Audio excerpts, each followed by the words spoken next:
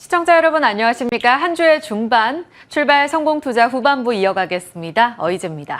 네, 당잠사 뉴욕 파트 진행의 전채린입니다. 자, 글로벌 원차통에서 뉴욕장 마감 상황부터 바로 확인해 보도록 하겠습니다. 이 뉴욕 증시는 아주 소폭의 상승으로 거래를 마쳤습니다. 3대 지수는 일제히 강보합권에 마감을 했는 모습이었는데요. 이 다우 지수가 특히 아주 소폭이기는 했지만 그래도 2거래일 연속 사상 최고치로 마감했다는 특징이 있었습니다.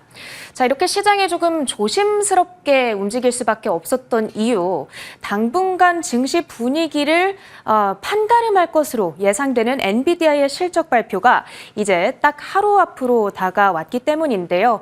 내일 장 마감 후죠. 그러니까 우리 시간으로는 새벽 아침에 전해질 예정입니다. 어닝콜의 경우에는 6시로 예정이 되어 있고요. 여기에 대한 어떤 경계감이 조금은 작용했던 것으로 보였습니다. 엔비디아에 대한 어떤 실적 경계감에 사실 지수는 하락으로 출발을 했었는데요. 그런데 후반 들어서 저가 매수세가 유입이 되면서 주가는 1.5%까지 돌려내면서 상승 마감을 했고요. 그 덕분에 지수도 오른 측면이 있었습니다. 오늘 시장에 영향력을 가졌던 뉴스들을 조금 더 살펴볼 텐데요. 미국의 8월 소비자 신뢰지수가 발표됐습니다. 현재 미국 사람들이 숏텀 경기 여건에 대해서 얼만큼 확신, 자신감을 가지고 있는가, 그 낙관론에 대해서 보여주고 있는 건데요. 103.3으로 발표가 되면서 6개월 만에 최고치를 기록했고, 그리고 예상치였던 101도 넘어서는 수준으로 발표됐습니다. 경기 침체 우려를 해소시켜준다는 측면에서는 긍정적으로 평가할 수가 있겠는데, 다만 그 안을 자세히 들여다보면 한 가지 문제사항이 있기는 합니다. 일자리가 지금 풍부하지 않다고 느끼는 사람들이 점점 많아지고 있다는 건데요. 그러니까 노동시장에 대한 불안감은 조금씩 올라오고 있다는 겁니다. 얼마 전에 파월 의장 역시도 노동시장 상황에 대해서 지금 그다지 좋지는 않다고 발언을 했던 만큼 관련해서 9월 6일 나오게 될 노동 고용 보고서 결과를 좀 우리가 유심히 지켜볼 필요는 있을 것 같습니다. 자, 그런가 하면 오늘 상품 시장 움직임을 조금 살펴보자면 골드만삭스에서 어제까지만 하더라도 유가가 리비아 생산 중단 우려 속에서 급등을 했었는데 하루 만에 하락으로 전환을 하는 모습이었죠. 그 우려감이 조금 과도했다라는 분석이 나오고 있습니다. 유가는 오늘 2.34%대의 하락세를 나타냈고 관련한 종목들의 주가 역시도 동반 내림세를 그렸습니다. 자, 그런가 하면 상품 시장에서 비트코인의 가격이 한 2시간 전쯤부터 굉장한 급락세를 나타내고 있습니다. 24시간 전보다 한 7% 정도의 하락세, 주요 지지라인인 6만 달러 선도 반납했을 뿐만 아니라 5만 9천 달러 선마저도 붕괴되는 움직임이 지금 포착되고 있는데요. 구체적으로 비트코인 가격이 왜 이렇게 떨어지는가? 아직까지 그 원인이 정확하게 특정되지는 않고 있습니다. 하지만 오늘 관련한 종목들 쪽에서 약간의 흔들림이 있을 수 있다는 점에는 유의를 해보시면 좋겠습니다. 슈마컴 공매도 리포트가 나왔죠. 이 내용은 잠시 후에 자세하게 다뤄보도록 하겠고요. 일라이릴리, 이 다이어트 약 젯바운드, 그 주사기 안에 들어있는 용액만 따로 빼서 팔기로 했습니다. 그런데 가격을 무려 반값에 팔게 됐다고 하는데요. 그렇게 된다면 공급 문제를 좀 해소시켜주고 그리고 구매에 대한 장벽을 낮춤으로써 판매량 증대 효과까지 받아갈 수 있지 않겠냐, 이런 기대감이 일부 나오고 있는 상황입니다. 앞으로 실적을 통해서 그 효과를 우리가 가늠해 봐야겠는데요. 일단 릴리의 주가는 간밤 0.4% 정도의 오름세를 나타냈습니다. 자, brace for impact. 충격에 대비하라라는 뜻이죠. 재난 영화 혹은 이 미드를 보시다 보면 한 번쯤 들어보셨을 만한 표현입니다.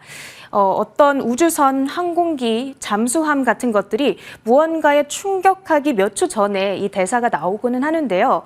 지금 엔비디아의 실적 결과를 대기하는 투자자들의 어떤 긴장도, 시장의 긴장도를 보고 이 표현이 딱 떠오르더라고요. 그럴 만도 한 것이 지금 옵션 분석 기관 오라치가 실적 발표 다음 날 엔비디아의 주가 변동률을 9.8% 정도로 예상하고 있습니다. 지금 체결되고 있는 옵션 거래 계약들의 가격을 기반으로 이 9.8%라는 숫자를 추산한 건데요. 이것을 시총으로 환산하게 된다면 그 금액이 무려 3천억 달러의 당일 스윙으로 추산이 된다고 합니다. 그런데 이 3천억 달러가요, 무려 머크 그리고 넷플릭스의 전체 시가총액보다도 더 큰 규모입니다. 그만큼의 거래량이 단 하루 동안에 나온다는 것은 정말 엄청난 변동률이다, 이렇게 생각해 볼 수가 있겠죠. 자, 이렇게까지 긴장감이 높은 이유, 엔비디아의 실적이 AI 산업의 척도로 자리하고 있기 때문입니다. 지난 2, 3년 사이에 아마존, 알파벳, 그리고 마이크로소프트 등 기존의 빅테크주들로 자리하고 있던 빅테크주들의 엔비디아가 핵심적인 AI 칩을 공급하고 있죠. 그러면서 독과점적인 지위를 누리고 있고, 이에 따라서 엔비디아의 실적 그리고 앞으로의 컨센서스를 보게 된다면 우리가 AI 산업의 성장 속도를 가늠할 수 있다, 이런 측면이 있습니다. 자, 그렇다면 컨센서스는 어떻게 지금 예상되고 있는지 표로 정리를 해봤는데요. 이 매출액의 경우에는 전년 동기 대비 139% 급증할 것으로 예상되고 있고, EPS의 경우에는 113% 정도의 점프가 예상되고 있습니다. 만약에 이 수준에서 조금이라도 미스가 난다면 아까 말씀드렸던 대로 10%의 다음 날 하락률이 나올 수 있다는 점에도 여러분께서 주의를 해보셔야겠습니다. 자, 엔비디아의 실적 발표를 하루 앞두고 이게 무슨 일인가 싶습니다. 공매도 저승사자라는 별명을 가지고 있는 힌덴버그 리서치가 SMCI를 그야말로 저격하는 보고서를 내놨는데요. 이 리포트에서 지적하고 있는 사항들을 핵심들만 이렇게 요약을 해봤습니다. 회계상의 위험 신호가 있고, 미공개 특수 관계인의 거래 증거가 발견됐다. 그리고 제재 및 수출 통제를 실패했다. 뭐 이런 여러 가지 문제 사항들이 지적이 되고 있습니다. 자, 그런데 계속 이 리포트 내용을 읽다 보니까 한 가지 눈에 띄는 부분이 있더라고요. 이 리포트 속의 내용들을 번역해서 가지고 온 것인데요. 보면 델이라는 회사가 지속적으로 언급되고 있음을 알 수가 있습니다. 특히 이 세 번째 문장을 보신다면 기존에 가지고 있던 슈퍼마이크로 컴퓨터의 한 고객사가 델로 고객사를 전환했다, 공급처를 전환했다, 이런 내용까지도 포함이 되고 있는 상황인데요. 만약에 이 리포트의 내용이 정말 사실이라면 혹시라도 델이 반사 이익을 가져갈 수 있는 가능성이 있지 않을까, 이런 생각을 해볼 수 있을 것 같습니다. 실제로 확인을 해보니까 델의 실적 발표가 이번 주 목요일로 예정이 되어 있더라고요. 이 실적 내용 역시도 관련해서 유심히 체크를 해보시면 좋겠습니다. 다만 이 리포트 내용은 아직까지 제3언론 혹은 기관으로부터 베리파이가 되지는 않았기 때문에 계속해서 당분간은 이에 대한 잡음이 이어질 수 있겠다, 이런 가능성은 염두에 두셔야겠습니다. 자, 여기까지 뉴욕 파트 브리핑 마쳐보도록 하겠고요. 오늘 우리 증시 대응 전략은 어떻게 세워보면 좋을까요? 쭉 이야기해 주신 대로 엔비디아의 실적 발표를 대기하는 그 경계 모드는 아마 계속 이어지게 될 것 같습니다. 그런 가운데 이미 선조정 문매를 맞으면서 조정을 길게 겪었던 우리 시장, 그 안에서 조금은 방향성이 나올지 희망을 좀 가져봐야 될까요? 자, 그러면 국내 증시 어제 분위기부터 점검해 보겠습니다. 자, 어제 시장은 하락으로 거래 마쳤습니다. 많이 빠지지도 않았죠. 코스피, 코스닥 약보합권에서 거래를 마치는 모습이었고요. 오히려 오후장에는 낙폭을 조금 만회하는 움직임 이어졌습니다. 아쉬운 건 외국인의 매도 지속. 선물 시장에서는 8거래일째 외국인들이 코스피 선물 사고 있습니다. 그런데 현물에서만 4거래 연속적으로 나가고 있다는 점은 아쉽습니다. 어제 좋았던 쪽은 금리 인하기의 대장으로 주도주로 등극하고 있는 바이오주의 압도적인 상승세가 눈에 띄었고요. 오전에 저희 개장 중계 때 전해드렸던 삼성 바이오로직스의 100만 원 탈환과 함께 알테오젠의 코스닥 시총 1위로 마무리가 됐습니다. 이 두 줄로 요약이 됐던 하루였었고요. 다른 바이오 종목들도 개별 모멘텀의 상승이었습니다. 금리 인하 수혜주를 받는 종목들은 바이오를 제외하고는 쉬었어요. 2차전지, 신재생, 증권 다 쉬어갔습니다. 그리고 그 전날 급락했던 오히려 상반기에 주도주였던 수출주들이 종목들이 기술적인 반등을 좀 보여줬는데요. 화장품 조선, 고점 대비 조정받고 고개를 들었습니다. CNC 인터내셔널은 7%나 올랐고요. HD 현대미포가 오전에 5% 올라가다가 상승폭은 일부 반납했네요. 1% 상승에 그쳤습니다. 어제는 텔레그램 딥페이크 이 논란이 확산되면서 관련한 뉴스 찾기 바쁘셨을 겁니다. 종목들도 관련주 찾기에 바쁘게 이어짐이 나오면서 상한가로 자리매김한 종목들 많았습니다. 이렇게 어제 시장은 2,700선에 대해서 조금 더 멀어지는 움직임들을 확인하고 있습니다. 어느 순간 지수 잘 안 보게 되시죠? 그 안에서 순환매로 오늘은 누가 갔나, 오늘 테마는 누구였나 이런 자금의 순환만 체크하게 되는 장이 지금 8월 이후 계속 진행이 되고 있습니다. 급락 이후 되돌림이 나오고 있지만 이렇다 할 이 추세적인 반등을 주는 움직임이 없기 때문인데요. 그런 움직임 안에서 확실히 자리매김하고 있는 이 바이오주의 힘, 어디까지 이어질 수 있을까요? 8월 5일 급락 이후 가장 빠른 복원력을 보였습니다. 라는 섹터 이야기 어제 전해드렸죠. 이 네 가지가 맞물리고 있습니다. 매크로적으로 유리하고요. 펀더멘털로 대장주들의 2분기 어닝 시즌에서 자신감 한 차례 확인했습니다. 여기에다가 수급 더해지죠. 내러티브, 개별적인 신약 모멘텀까지 더해지면서 강한 상승세를 나타내고 있습니다. 자, 어제 삼성 바이오로직스의 황제주 기환, 알테오젠의 코스닥 1위 탈환 이 두 줄로 하루가 요약됩니다. 라고 말씀을 드렸습니다. 물론 양시장에 있어서 거래대금은 메말라 있지만 이 두 종목의 활약이 대단했던 하루였는데요. 시장 색깔도 이렇게 바뀌어가나 라는 질문을 던지게 됩니다. 삼성 바이오로직스는 금리나 기대감으로 자금 조달 부담이 적어지면서 바이오주의 투심이 좋아지고 있고 더불어서 실적 좋았다는 이야기 전해드렸고요. 하반기에는 이제 9월 생물보안법 통과, 표결을 통해서 이제 통과되게 되면 우시 바이오로직스로 이어졌었던 수주를 우리 삼성 바이오로직스가 가져갈 거라는 기대감이 있죠. 그래서 5공장 가동과 함께 하반기에는 실적 더 좋아질 거라는 전망 나오고 있습니다. 최대 125만 원까지 보던데요. 업사이드 28% 정도 남아 있습니다.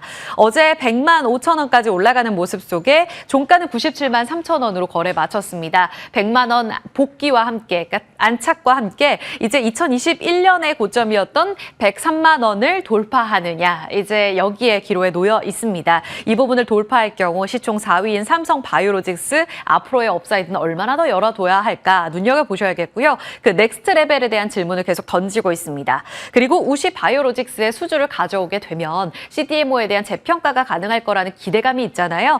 여기서 같이 움직인 ST팜, 바이넥스 이미 YTD 수익률 보세요. 대단하죠. ST팜이 164%, 바이넥스 67%가량 올라오고 있습니다.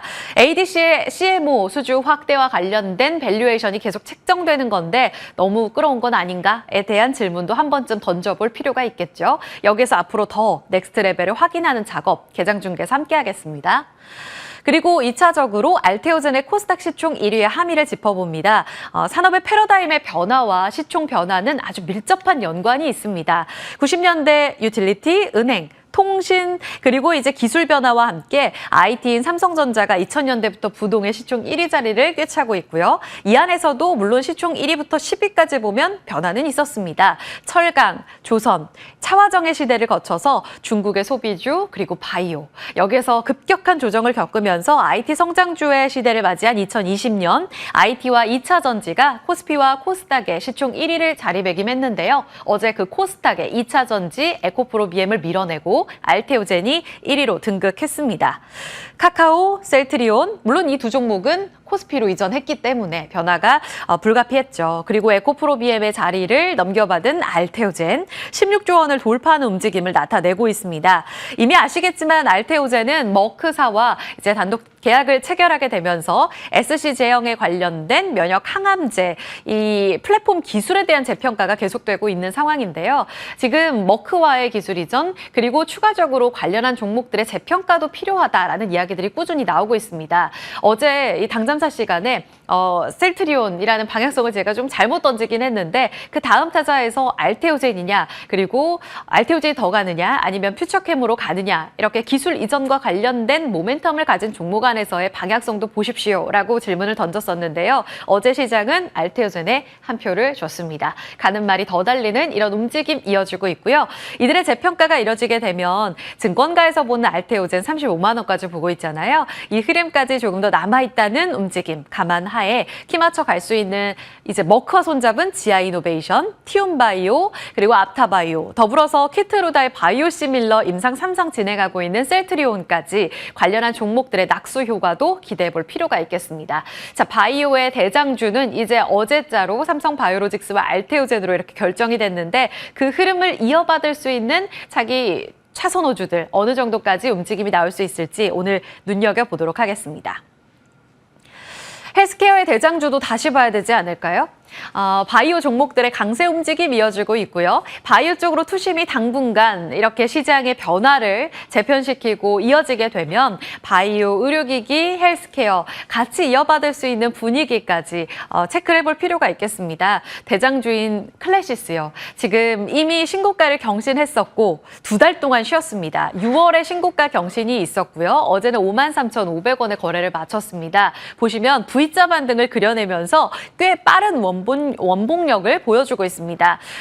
비올이라든지 원택이라든지 다른 의료기기, 미용 쪽으로는 좀 아쉽거든요. 실적에 대한 피크아웃 논란도 있었고요. 하반기엔 이만큼 못할 거야 라는 우려감 속에 실적 발표 이후에 회복을 못합니다. 그런데 대장주인 클래시스는 빠른 복원력을 보여주고 있습니다. V자 복귀와 함께 저점에서 30%나 올랐거든요. 신고가 돌파와 함께 다시 미용기기의 대장주로의 자리매김, 탈환이 가능할지 눈여겨보자 라는 측면에서 질문을 던져봅니다. 특히나 이루다 합병 이후에 9월부터는 이 합병과 관련된 매출도 찍히게 됩니다. 이미 아시겠지만 시너지는 3가지고요. 장비가 다각화되고요. 클래시스 같은 경우에는 초음파 기기 슈링크로 유명하잖아요. 그런데 모바일 스킨 부스터도 새롭게 출시했다고 해요. 탈모는 모든 세계인들의 고민이잖아요. 여기서 스킨 부스터 이 출시가 되고 이루다에서 갖고 있는 이 고주파 니들 장비와 맞물리게 되면서 같이 시너지가 충분히 나올 수 있다라는 전망들 나오고 있습니다. 2030년까지 매출 10억 달러, OPM 50% 이상을 전망하고 있는데요. 대장주로 다시 돌아올 수 있을까요? 계속해서 눈여겨볼 필요가 있겠습니다. 더불어서 지금 스킨부스터와 함께 재평가되고 있는 이 파마리서치 그리고 보툴림 톡신 강자인 휴젤도 한 단기간에 한 5거래일 동안 조정을 받고 있거든요. 다시 고개를 들지 여부 같이 체크가 필요하겠습니다. 개장중개서 전략 짚어드릴게요. 자, 오늘 중요한 일정이 있습니다. 현대차의 8월 CEO 인베스터 데이 그 프리뷰를 딱 이렇게 3가지로 정리해드렸어요. 질주 오늘부터 시작될까요? 기대치는 이렇습니다. 3조 5천억 원 규모의 자사주 매입 예상이 된다. 배당 성향 상반기에 발표한 게 25%거든요. 시장 컨센 35%까지 충족될 수 있을까요? 더불어서 자사주 소각 현재는 1%로 발표했습니다. 주주 환원율 이제 5에서 6%까지 가능할 거다. 이렇게 보고 있던데요. 이 기대치에 충족할 수 있을지 그 입에 주목해 봐야겠습니다. 더불어서 이 하이브리드 전략이요. 지금 미국의 조지아 공장 전기차 빨리 이제 가동률을 올려야 됩니다. 그런데 캐즘 때문에 전기차 찍어내기가 쉽지가 않습니다. 그래서 이 공장에서 원래는 전체 다 전기차로만 생산하려고 했는데 하이브리드로 바꾼다고 했었잖아요. 그게 한 5만 대에서 10만 대 정도 연간 30만 대 생산할 수 있는 공장에서 이 정도 비중으로 가져갈 거라고 시장 기대하고 있거든요. 그럴 경우에는 하이브리드 관련 종목들의 움직임 기대가 됩니다. 마지막으로 인도법인 IPO 추진 어느 정도 진행됐나 이 3가지의 포커스 맞춰보시기 바랍니다. 현대차는 29만 9,500원이 지난 6월 28일에 고점이었었어요. 이때 인도 IPO 이야기 처음 나온 게 6월 중순이었으니까 사상 최고가 경신하고 많이 밀렸습니다. 그리고 복원된 게 한 25만 원 안 되고 있거든요. 증권가에선 35만 원까지도 이야기 거의 적정 수준으로 많이 이야기하고 있던데요. 이 숨고르기가 이제 2보 전진을 위한 숨고르기였나 오늘 움직임 눈여겨보셔야겠고요. 하이브리드 관련한 전략이 명확해질 경우에 동반 랠리 나올 수 있을 부품주들까지 눈여겨보시기 바랍니다. 자, 마지막으로 디페이크, 이 당정 정책 쏟아내고 있습니다. 시간의 거래에서는요, 오히려 어제 움직였었던 상한가 일색이었었던 보안주 대신에 AI, 소프트웨어 쪽으로 폴라리스 AI, 폴라리스 오피스까지 확산되는 움직임을 보였습니다. AI 소프트웨어까지의 매기 확산이 이어질 수 있을지는 오늘 눈여겨보셔야겠고요. 지금 29일에 관련해서 국민의힘 쪽에서 관련한 법 개정 앞두고, 그러니까 다음 달에 법 개정 속도 내기 위해서 현안 질의에 들어가게 되는데요. 그 전에 앞서서 회의 진행된다고 합니다. 이 부분 체크해 보셔야겠고요. 관련 종목들은 앞서서 투자뉴스에서 한 땀 한 땀 우리 박민영 앵커가 정리한 내용을 가져와 봤습니다. 종목들이 굉장히 많고요. 찾아가기에도 굉장히 어려우실 텐데 CU박스, 생체 위변조 감지 기술 인증 이런 종목들의 움직임을 새롭게 찾아가는 움직임이 계속될 겁니다. 뉴페이스 나올 때마다 체크해 드리도록 하겠습니다. 마지막으로는 시간의 거래에서 움직인 하이브 5%가량의 상승세를 보였는데요. 지금 연간 많이 빠져 있습니다. 내리 좀 저점을 기록하고 있는데 장 마감하고 나서 15만 주 취득 결정 있었고요. 더불어서 민희진 대표이사직에서 물러납니다. 사내이사 그리고 프로듀싱은 진행한다고 하는데요. 이 부분이 하이브 쪽에서 일방 통보했다고 해요. 그래서 민희진 쪽에서는 계속 우리는 소송 이어갈 거다. 그래서 완전한 리스크는 아니라고 메리츠증권에서 보고 있습니다. 그래도 다른 멀티 레이블처럼 제작과 경영을 분리했다는 측면에 있어서는 긍정적으로 볼 수 있다. 법원 판결이 핵심이기 때문에 이 이후에 완전한 리스크가 해소되게 되면 이 부분에 집중하자라고 보고 있습니다. 리포트는 여기까지 브리핑 살펴볼게요. 당잠사였습니다.